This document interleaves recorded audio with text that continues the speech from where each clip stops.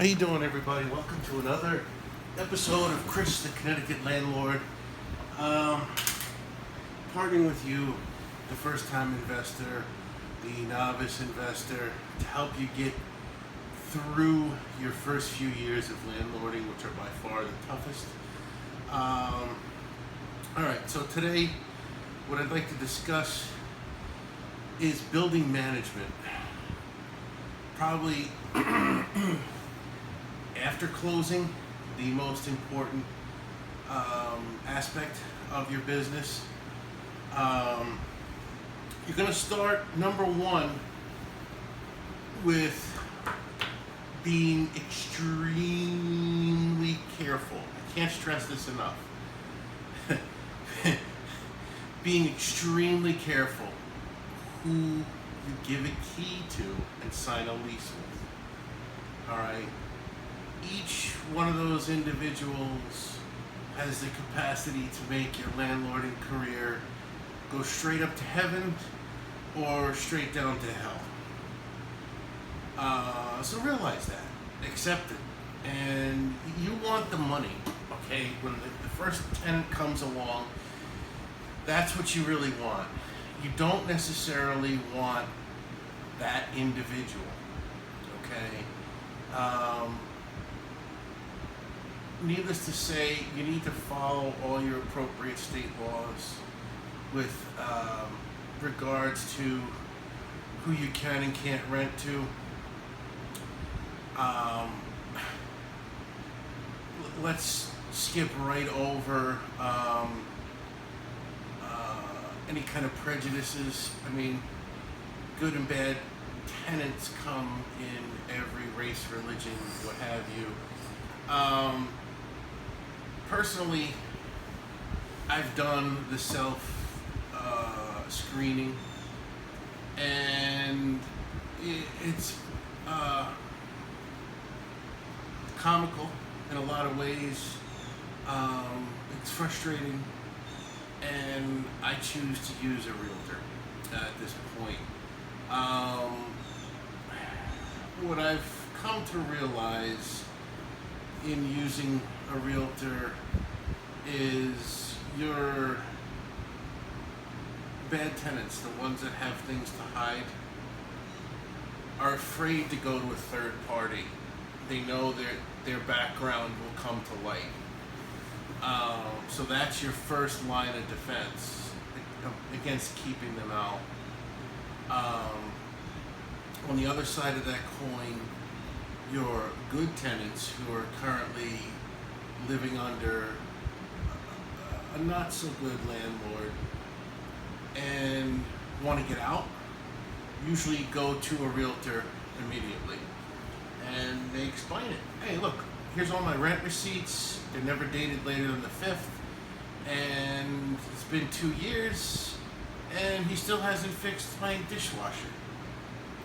Okay, you're going to inherit a very good tenant that way. Now, so using a realtor, well worth the money. They're going to help you tremendously on your path to success. All right? Have plenty of money in reserves for tenants that you just don't get a good feeling from. Okay? They come along, their credit is awful. Maybe the realtor says, well, you know, their credit is what it is. They don't have any arrests. They're not currently being evicted. You get a bad feeling, and you call the landlord. Always call the current landlord. Try and call the landlord before that. Judge how long they've been in tenancy. It's going to say a lot about them. And listen more than you talk. There are certain questions you can't ask. You're going to have to see your realtor for, your lawyer for your specific state. And you just really got to be an adult and listen to what and how they're telling you this. And you know, if you, oh, I'm so sorry they're leaving. Oh, right. Well, why? Why are they going? Oh, it's just their time to go. Okay, if you get smart, you can feel out what's going on. And you have the right to apply the rules. If their credit is awful, you know, you just choose to wait, okay? Pull some money out of your war chest, pay the damn mortgage, and move on. The right one will come along, but it's going to cost you a lot more than a month's rent if you grab at the first tenant and they become a nightmare on you. All right, that's the reality of it, guys and ladies. All right, we covered that. Let's move on. It's beginning from pretty much day one when you meet them, you need to start building a solid landlord-tenant relationship. They need to see you as someone that can be relied upon. You need to be a leader, not a boss. You know, this is 2020, and no one likes to be talked down to, told what to do. All right. You know, be a positive leader. Get out in front of things.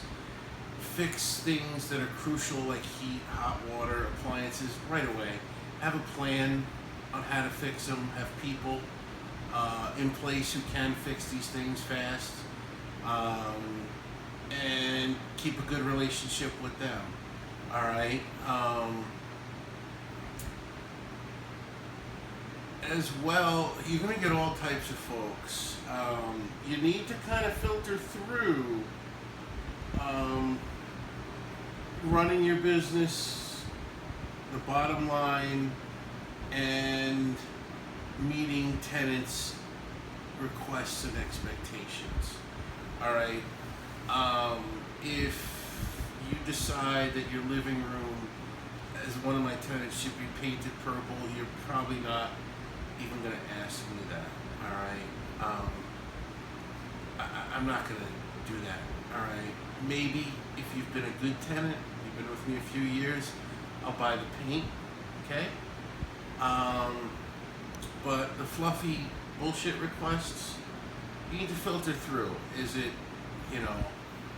it me improving my asset for the next tenant as well as this person? Okay, that's one category.